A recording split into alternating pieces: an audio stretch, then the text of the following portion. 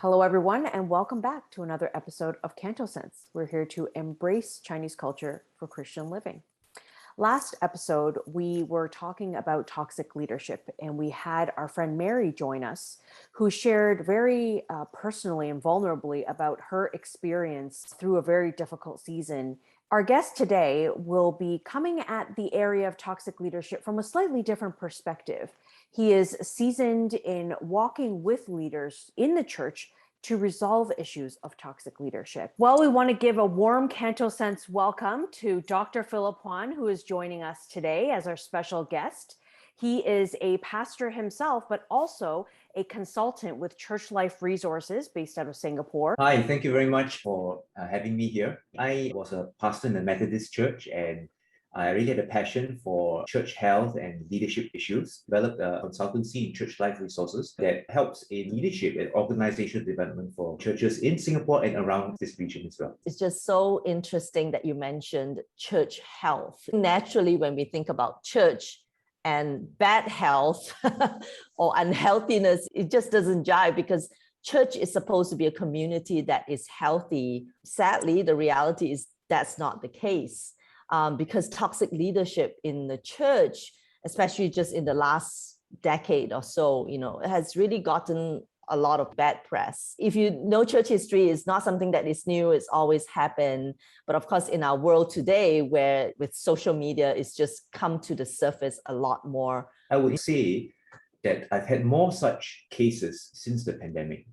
Wow. And it's more like, COVID-19 has just caused a lot of changes and lockdowns and reduced communication channels.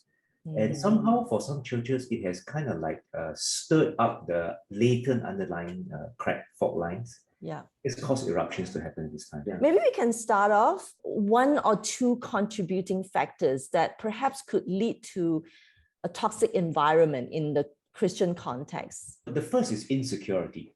I think that if leaders are insecure and they cannot handle criticism or feedback, that's a very prime minefield for toxicity to develop. Another might be laziness or carelessness that allows or leads to a lack of ethics or lack of accountability. So then in some cases where leaders have just skirted that line of ethics, and crossed it enough times that the other leaders just reach a point of frustration and need to take action, and therefore it starts an action-reaction. A third thing I see is the emotiveness of the leader.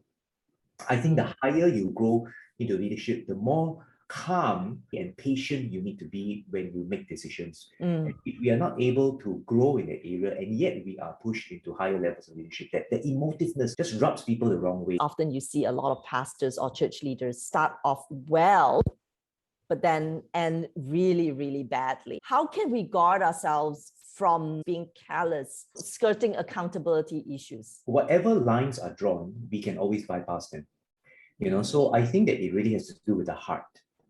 Because people can put safety lines in place, but we can just go to the edge and still stay legal. And yet defeating the spirit of the leaders need to know that when the Lord brings them to higher levels, big areas of bigger influence, they need to be secure. They need to love God more than men or money or other things. And that is the underlying reason for putting accountability. If we are not ready yet, we just need to slow our development and let God work in us. Do you think that Chinese cultural values and orientation, like shame, honor, for example, play a role in these difficult situations? Yeah, I believe it can. There are some things that are inherently in the Chinese culture that if it goes extreme or negative, it could lead to some toxicity.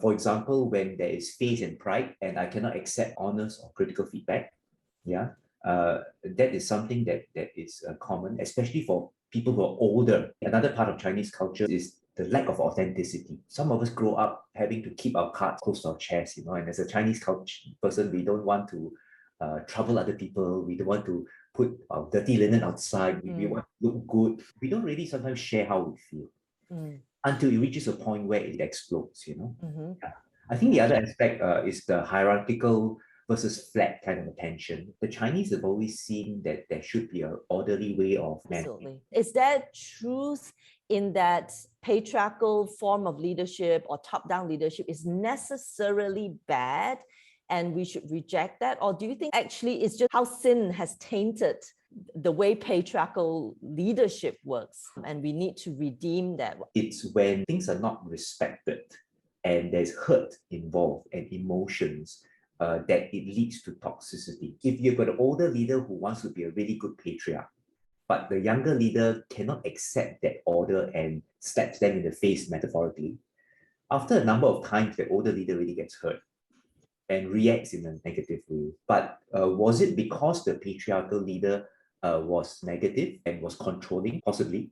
Was it because the younger leader could not respect the redemptive part of that culture? It's also possible. How can we guard our team and our organizational culture from turning toxic? Spending time to build friendships, to just take time to hang out with each other. And it's very Chinese, building 关系. Yes, that's right. Yeah, but we are so busy in an urban environment that we can only just have this 1 hour with the board. We don't have time to just be friends. The second is to facilitate talking about ministry philosophy. We both might want to win the world for Christ, but you want to do it that way and I want to do it this way. And they compete for resources. We need to talk about it and learn and grow together. And finally, I think that both older and younger can affirm good things about the culture. For example, caring for the family of our colleagues, respecting our elders. I mean, that's very biblical. Submit to leadership and leaders to lead by example. We started talking about toxic leadership mainly because it's been in the news so much. But what you've also seen, the public's reaction to these news stories oftentimes is, oh, the leader had a misconduct. Oh, they had a moral failure. And I'm just a parishioner. I just come to church, once a week, and I'm not even serving. I'm not even a leader. And so there becomes this sort of, they messed up and not my problem. It's not my problem. But what I-Ching was talking about earlier was that sometimes it's not just a toxic leadership issue. It's that we've created a toxic culture. And we've talked about what leaders can do to try to avoid it. But what about the average person? Is there a responsibility on the community? I think that it's important to have good leaders and good followers. This book that I wrote called Enduring Church Growth identified about 60% of the issues that causes a church difficulties are leader-based. 40% are follower-based. 40% is really not the fault of the leader. I think that we have forgotten how precious the Lord looks at a leader. And so we want to respect them, we want to honor them, pray for them, we want to protect them. They are fallible, they carry the burden, and sometimes accountability keeps them safe. And it opens the door that if leaders feel comfortable with you, they may share it. It gives that permission for them to consider that. I think that if we build this culture of understanding and honoring, the organization will benefit. So you would agree that there is a responsibility in non-leaders to help in preventing toxic leadership? Absolutely. When you have good leaders, you also have good followers. You've got poor leaders, you've got also really lousy followers. Regardless of how Western we are, we still see the pastor as the spiritual leader, and therefore you don't challenge him, you don't question him. This is back to the whole respecting elders, but taken to possibly the negative extreme. I think for our culture, it is difficult, but it comes to a point where what this leader is doing is actually causing hurt to the organization or causing hurt to the body of Christ. So the love for the church needs to supersede. And therefore, it puts most people in this situation in a dilemma. I do take my hat off to people whom I know have put themselves on the firing line. And they said, we come to a point where we realize to help the church, we need to do this. It really takes courage and perseverance. But I think that if they do their work well, the church can turn the corner. If the issue is something that is not so visible and its impact is not so socially widespread, if it could be kept under wraps and dealt with personally, and then just give a story that is sufficient to let the people know enough, but not necessarily hurt too many people along the way, that would be my preference. However, if that issue was something that is highly visible and had socially impacted many people already, then it would have to come out into the open. I would prefer a range of possibilities because we want to set things right for the church. I think that's a very important priority. God's church and the health of the church should be paramount. But after having done that, to correct that, we need to protect the leader's esteem as best as we can, and the family of the leader. And we also want to protect the members' faith. It's a tricky thing to balance what is good for the church, what is good for the faith of the members, and what is also somewhat protective and redeeming and not too shaming, for the leader and his family members. Unfortunately, in the US, because of the Me Too movement, we have, I say this a bit carefully, it is a good movement that has brought to light a lot of things that are in darkness. But one offshoot that has happened is that it swings people to that one extreme solution most of the time. Whatever it is, let's all just go transparent. Whatever it is, all of us should just step down and then go. I'm not sure if that's necessarily the best for the church sometimes. I think it shakes the church. It may need people to be courageous to find a median ground sometimes. I don't think one size fits all. I hear two things here. One is there needs to be courage and obviously prayer and everything that goes with that, And then the other thing is you need a community to support and to pray for you and to stand with you. Because obviously, even when we look at a lot of the scandals, church scandals has come out, whistleblowers don't stand on their own, even though they may be the face of the one who exposed a lot of these toxic leadership.